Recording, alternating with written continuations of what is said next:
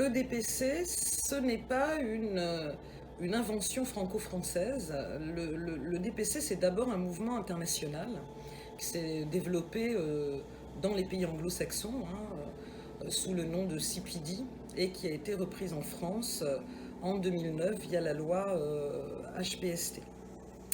Son enjeu, qui est un enjeu important, c'est de s'assurer que les professionnels de santé qui ont été diplômés tôt, ils avaient 23, 24, 30 ans, maintiennent en continu leurs compétences et puissent donner une garantie aux usagers du système de santé qu'ils sont pris en charge par des professionnels qui maintiennent régulièrement cette compétence. Il y a donc un enjeu de responsabilité sociale derrière le DPC et c'est un point important pour donner confiance aux Français qui utilisent le système de santé, qu'ils sont pris en charge par des professionnels qui sont à jour par rapport aux nouvelles techniques de prise en charge, par rapport aux nouvelles technologies et par rapport aux nouvelles organisations du système de santé.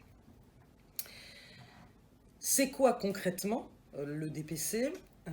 C'est un parcours que doit faire chaque professionnel de santé, qu'il soit salarié ou libéral, pendant 3 ans, donc c'est un parcours triennal, pendant lequel il doit faire de la formation continue pour mettre à jour ses connaissances.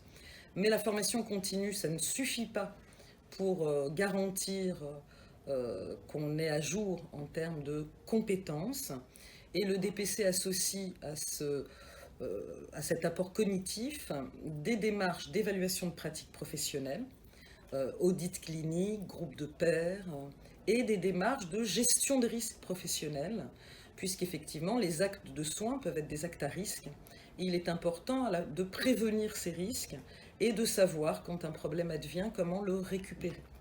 Et donc chaque professionnel de santé, pendant 3 ans, doit faire un parcours de DPC qui est... Il y a un parcours minimal qui est prévu et qui est 2 actions en 3 ans, de 2 types différents, formation continue, évaluation de pratique, gestion des risques.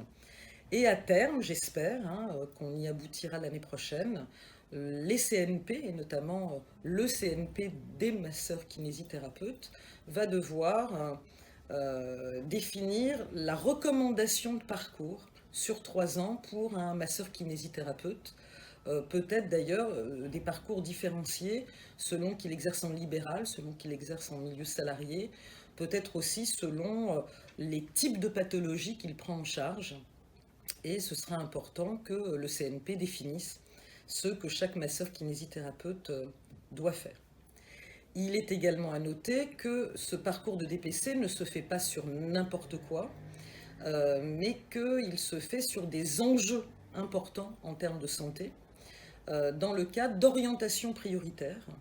Le nouvel arrêté orientation prioritaire pour le futur triennal 2020-2022 est paru en juillet 2019 et contient les priorités de 2 ordres, des priorités nationales qui ont été posées par le ministère de la Santé et qui recouvrent tous les enjeux de transformation du système de santé. Ça va de l'évaluation de la pertinence des soins à la prise en charge de populations particulières.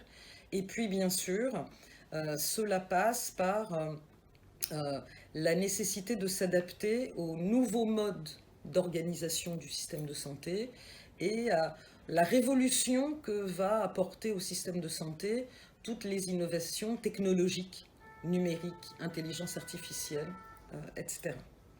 Et puis, point important, il y a aussi des orientations prioritaires par profession et le CNP des masseurs kinésithérapeutes a donné un certain nombre d'orientations par profession qui sont apparues comme étant des enjeux majeurs pour la profession dans le maintien de la compétence.